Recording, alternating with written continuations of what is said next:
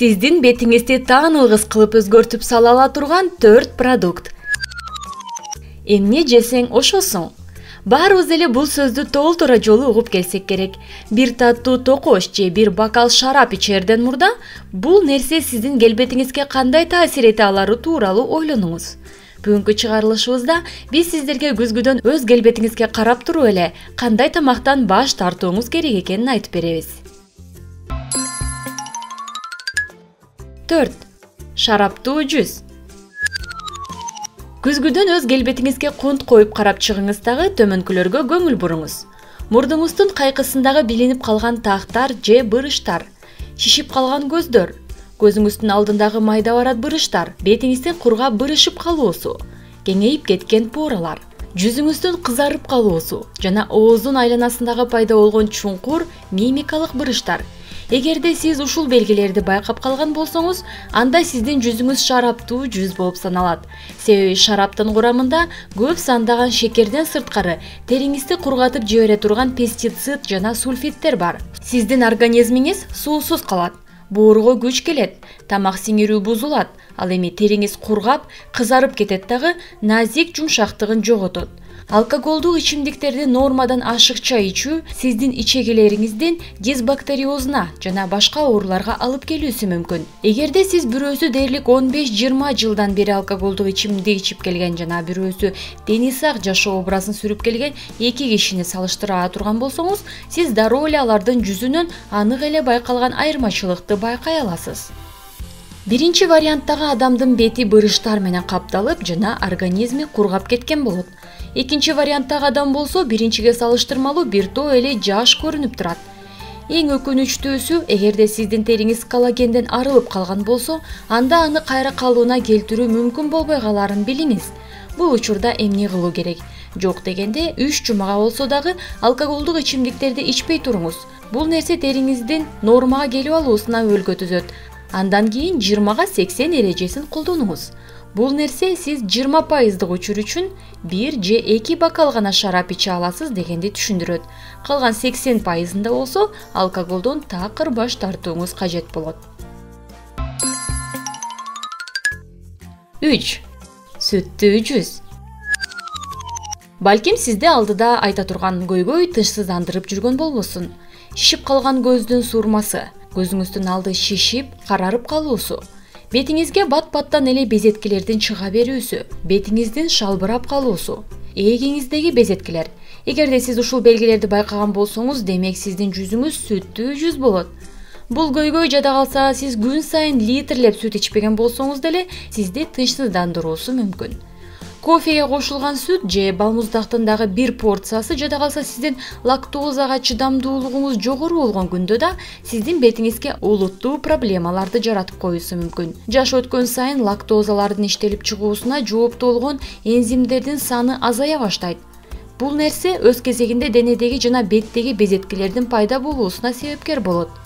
Анда кененирээк айтып берели. Уйдун сүтүндө IGF-1 деген белок болот. Бул белок музоолордун гормоналдык жактан жетилүүсүнө керек болгон негизги азык. Бирок улуулар үчүн анын такыр пайдасы жок. IGF-1-ди тамак катары колдонуу беттеги шишикке, кызарууга жана безеткиге алып келет. Сиз сүт ичип жатканда инсулиндин деңгээли жогорулап кетет дагы, анын жыйынтыгында бооруңуз көбүрөөк IGF-1 иштеп чыгара баштайт. Демек, белок көбөйгөн сайын безетки да көбөйө берет. Анан дагы сүт азыктарын көп колдонгон сайын сиздин териңиз ошончолук майлуу боло баштайт. Поралар толо баштайт дагы, безеткилер чыгып кетет. Эгерде сиз бетиңиз көбүнчө шишип кеткенин, уйкусурагандай көрүнүп турганын жана сиздин безеткилер чүнчүтүп жиберген болсо, анда болгону сүт азыктарынан бир нече жумага баш тарта коюңуз. Анан жыйынтыгын карап көрүңүз. 2. Шекердүү жүз. Эгерде сиз күзгүдөн өз бетиңизди карап туруп, чекеңиздеги майда жана чуңкур бырыштарды, көзүңүздүн алды шишип калганын, сезгектери, чарчаңкы жүз, теринин бозомук тартуусу, жүзүңүздүн баардык жагына безеткинин тактарынын калып калуусу сыяктуу белгилерди байкап кала турган болсоңуз, демек сиздин жүзүңүз шекердүү жүз десек болчудай. Шекер биздин бир гана салмагыбызга эмес, терибизге да таасир этет. Ал гликация деген процессти ылдамдатып жиберет. Бул процесс шекердин молекулалары биздин организмге кирип, ткандар жана коллагендер менен өз ара аракеттешип кетет дагы, алардын иштешин начарланткандагы процесс. Бул нерсе бат картаюуга алып келет. Бырыштар пайда болот, теринин пигментациясы бузулат. Келгиле анда, бул нерсе кантип ишке ашарына бир көз чаптырып көрөлү. Сиз таттуу десерт жедиңиз. Денеңиздеги инсулин деңгээли жогорулайт. Бул нерсе сезгенүүгө алып келет. Анын жыйынтыгында эластин жана коллагенди жок кылып сала турган энзимдер иштелип чыгат. Мунун жыйынтыгында сиз ар көзгөгө каранган сайын териңиздеги буручтар көбөйүп, ылдый шалбырай баштаганын көрөсүз. Шекерде көп колдонуу дагы бир көйгөйгө алып келүүсү мүмкүн. Сиздин организмиңиз инсулинге каршы туруу кызматын иштеп чыгып алуусу мүмкүн. Бул нерсе денеңиздеги түктөрдүн көп өсүп кетүүсүнө, бетиңизде жана моюн териңизде пигменттик тактардын пайда болуусуна алып келет. Териңизди жаш жана дени сак сактап калуунун эң мыкты жана жалгыз жолу бул шекерди колдонууну 2 жумага гана эмес, түбөлүккө кыскартуу. 1. Глютендүү жуз. Эгерде сиз чекеңизден безеткелерди көрсөңүз, беттериңиз кызарып, шишип калган болсо, ылдый көздөй ага баштаган бетиңизден безеткелерди жана пигменттик тактарды көрүп жаткан болсоңуз, анда сиздин жүзүңүз глютендүү жүз экен. Бул белгилердин баары сиздин организмиңиздин глютенди кабыл албайт экенинен кабар берет. Алар буудайдын жана арпанын, сулуу боткосунун жана ушул сыяктуу дан өсүмдүктөрүнүн, алардан жасалган суусундуктардын курамындагы белокто, мисалы сыра, виски, арак жана башкалар да болот. Глютен жагымсыз бир өзгөчөлүккө ээ. Алар ичегилердин агуусуна алып келет. Тагыраагы сиңбей калган тамак аштар туура эле канга кошулуп кетет. Бул нерсе болуп жаткан учурда иммундук система ишке киришет. Бул нерсе өз кезегинде теринин сезгенүүсүнө жана акненин пайда болуусуна алып келет. Сиз глютенге болгон көтөрө албоочулук бар же жок экенин текшерип көрсөңүз болот. Болгону өз рационуңуздан курамында глютен болгон азыктарды чыгарып гана коюңуз дагы териңизге көз салып туруңуз. Эгерде жакшы өзгөрүүнү байкасаңыз, анда глютенди миндаль же болбосо кокос унуна алмаштырып коюңуз. Ал эми глютенге альтернатива катары колдонула турган башка бир азык — бул кызыл күрүч, таруу жана киноа. Бирок эгер симптомдор 2 жумадан кийин дагы сактала турган болсо, анда сизде башка оорулар болуусу мүмкүн. Жөнөкөй көмүртек жана куурулган азыктарды колдонууну азайтууга аракет кылып көрүңүз. Жогоруда белгиленген продуктыларды рационуңуздан чыгарып салуудан сырткары, сиз өз териңизди жакшырта турган ар кандай маскаларды жасап турсаңыз болот. Көзүңүздүн астындагы караарган такты кетирүү үчүн үй шартында маска.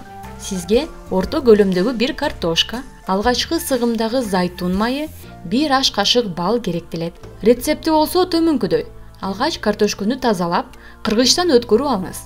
Андан кийин бал жана зайтун майы менен бир түстөгү аралашма пайда болгонго чейин аралаштырып алыңыз. Масканы көзүңүздүн астына сүйкөңүз дагы 30 мүнөткө калтырып коюңуз. Андан кийин жылуу суу менен жууп салыңыз. Бул процедураны жумасына 2 жолудан жасап турсаңыз эле, жыйынтыгы сизди көпкө күттүрбөйт. Көзүңүздүн алдындагы кара тактар жана шишиктер жок болуп кетет. Териңиз жумшак жана жагымдуу болуп калат. Бул учурда кереметтин баарын картошконун курамындагы А витамини, антиоксиданттар жана бета-каротин жасашат. Аларда сиздин териңизге керек болгон баардык пайдалуу азыктар бар. Зайтун майы болсо, өз кезегинде кара тактардын көйгөйү менен алектенет. Май териңизди нымдантат, бырыштан жана акнеден арылтат. Бал дагы нымдантуучу өзгөчөлүккө ээ.